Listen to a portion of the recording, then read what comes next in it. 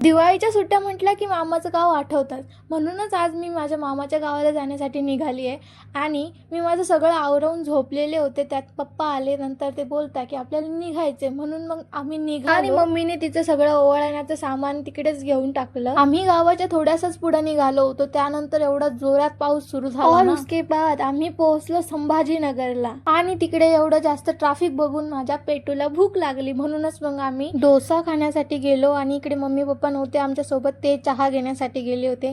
आणि ते आल्यानंतर आम्ही तिकडून मी खूप झोपाळे, मला व्ह्यू वगैरे अशी काही घेणं देणं नसतं. मी माझ्या झोपेत दंग असते ट्रॅव्हलिंग मध्ये, पण खाण्याचं नाव काढलं की मी लगेच उठून बसते. इकडे पप्पाने गाडी थांबवली होती मम्मीसाठी चिप्स घेण्यासाठी, बिकॉज मम्मीला उपवास होता. आणि इकडे मला समोसा पण दिसला आणि तो माझा फेवरेट आहे, म्हणून मग मी तो पण घेऊन आले. अँड फायनली मग आम्ही पोहोचलो मामाच्या गावामध्ये.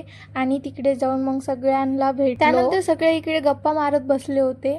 आणि गप्पा सगळ्यांच्या झाल्यानंतर आम्ही जेवण वगैरे केलं. Okay friends, bye bye.